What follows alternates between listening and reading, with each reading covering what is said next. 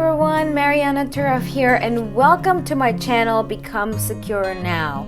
So, as promised, I've made this video about the anxious-avoidant trap, so let's get down to business. Okay, so the anxious-avoidant trap happens when an anxiously attached person and an avoidant attached person develop a romantic relationship. So it happens like this.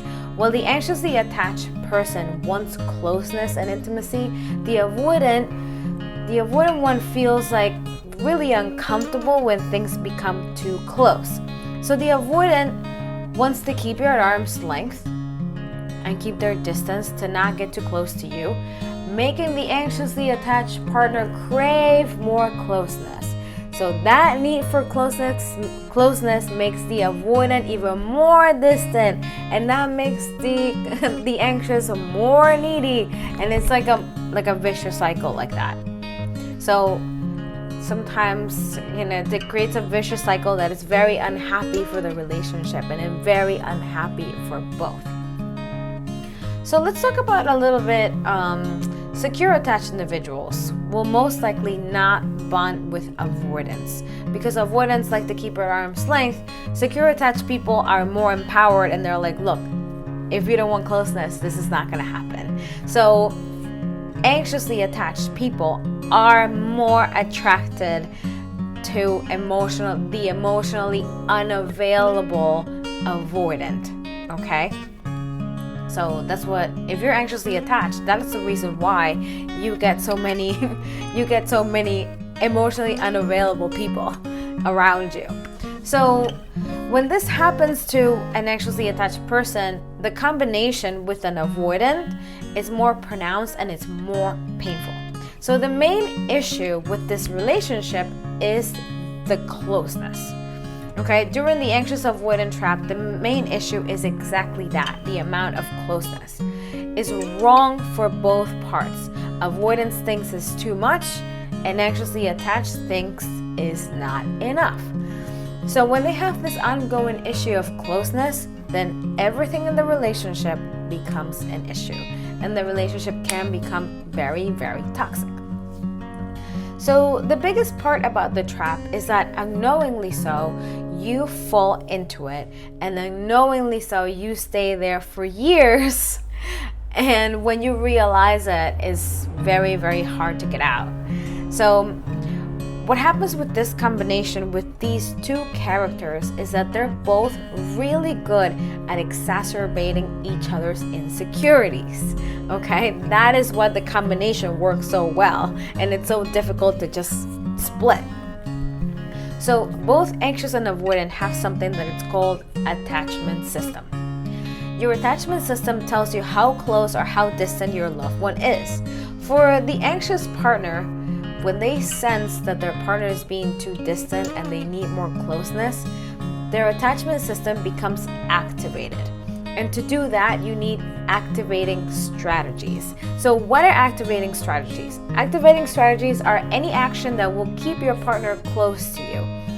Thinking about them compulsively, calling, texting, or maybe plotting that you're gonna do something, or make up some bullshit excuse to knock on their door or say, oh, I might have left something at your apartment, let me go get it. If you're watching this, I'm sure you've been there.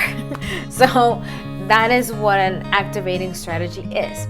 On the other hand, for the avoidant, when they sense too much closeness, their attachment system wants to become deactivated, and the deactivation of their attachment system is done by using deactivating strategies.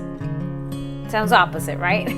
So deactivating strategies is any action that will keep their partner as far as possible, saying that they're not ready to commit, but yet they stay with you, not saying I love you, not holding your hand, flirting with other people in front of you. So the deactivating strategies of the avoidant will activate the strategies of the anxious attached person even more, and vice versa. So the activating strategies of the anxious will trigger the deactivation of the avoidant.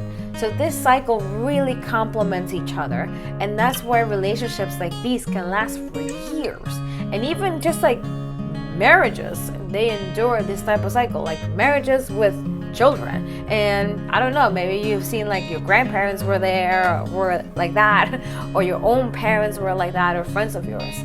So they're both, the anxious and the attached, they're both constantly threatened.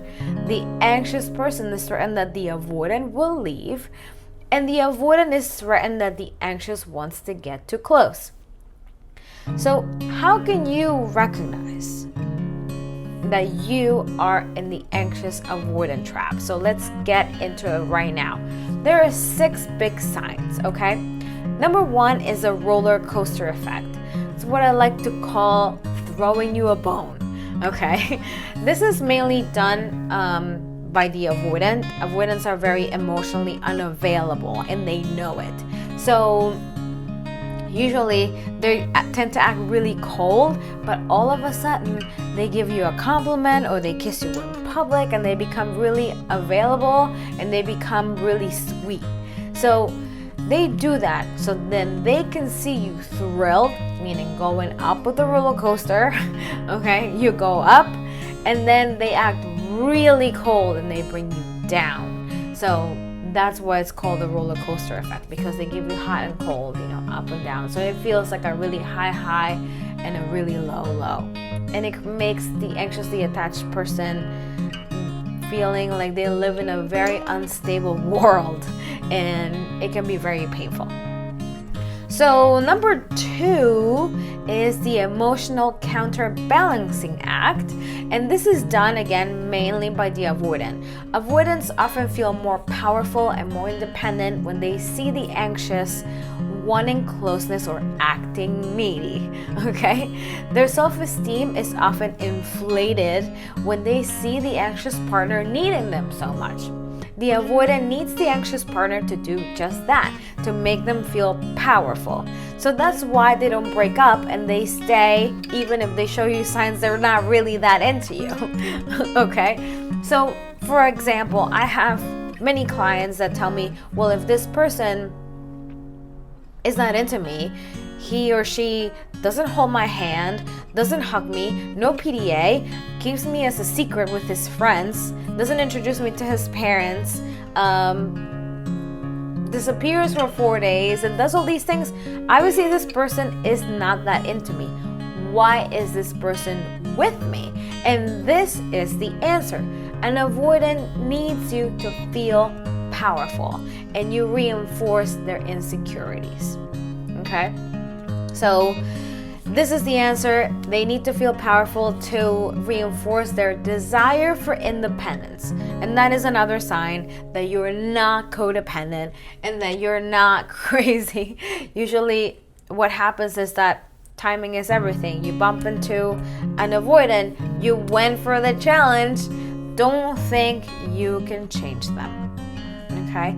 So number 3 is stable instability. So like I said, the relationship may last for a long time, but they both feel unsatisfied. The avoidant feels trapped in their relationship and suckered in, and the anxious feels neglected all the time. Because both are unhappy with the degree of intimacy they both have, over time, this becomes normal and their relationship can last a long time. That's why it's called a trap. Because these things, the emotional counterbalancing act and throwing you a bone becomes on and on and on, and it becomes part of the culture of the relationship. And sometimes it's just very difficult to get out. Number 4 is small fights. So you may feel like you're fighting about something worthwhile, about something dumb or something conventional, and what you're really fighting about is the amount of closeness you both need. One needs more and the other one needs less. So to give you an example, when I was with my avoidant boyfriend, ex-boyfriend, Brian, we had plans to do some sort of like fitness program after work. So I chose to get a gym membership, and he chose to get a workout by joining a league. If he was to join my gym, he was gonna go there for free. but he wanted to pay to be on the league. So on the surface, it kind of looks like I'm trying to tell him to come to my gym because it's free so that he can save some money. But in reality, the fight wasn't about money. The fight was that it was about closeness. He wanted to do the league so he could be away from me. And I wanted him to join my gym so we can spend more time together. So sometimes these fights have these topics on the surface, but truly the fight is about closeness, okay? He doesn't want that much and you don't have enough. So number 5 is life in the inner circle as the enemy. So I don't really like to say as the enemy because I don't really want to sound too harsh towards avoidance. But it's usually when you're in an anxious avoidant trap, if your partner is an avoidant, they really make sure that when they take you to their circle of friends or their family, they make you feel that you're still an outsider. So they don't really want to include you too much. Or maybe he treats you a little bit hostile in front of them, puts you down with complete disregard of your feelings. So that's usually what happens in the inner circle as the enemy when you're with an avoidant. Number 6 is experiencing the trap. So you know deep inside this relationship is wrong, okay? But you feel too attached to leave. Anxious attached people, main thing is to learn self-love and self-worth. When you recognize you deserve better, you will realize you're inside a trap and it requires a lot of work on your part to get out. So the way it happened for me, it was that Brian was always trying to say that everything was my fault. And I knew deep inside that, you know what, it doesn't really sound right to me. And I think I deserve better and I deserve to be treated with respect and love and closeness and intimacy, and this is what I deserve. So I sought help and I met this really, really lovely therapist and she helped me. And the first thing that I said was, help me get rid of this MF. That's what I said.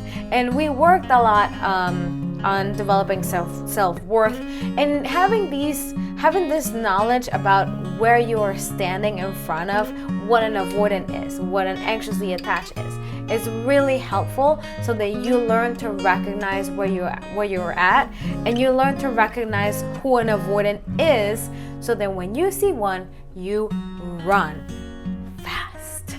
Okay? So this is it for this video. These are the 6 signs of that you are in an anxious avoidant trap video. So for my next video, I'm gonna go around, I'm gonna start talking about solving conflicts between an anxious and an avoidant relationship, okay? It's pretty much the second part of this anxious avoidant trap, and I hope you enjoyed it. I hope you got a lot of knowledge. Don't forget to visit my website, becomesecurenow.com. You can click on free case study. There's a lot of good insight and good information, and it's going to take you through a funnel where you can schedule a consultation with me that it's free. And don't forget to like this video, leave your comments, and I will see you next time. I love you. Bye.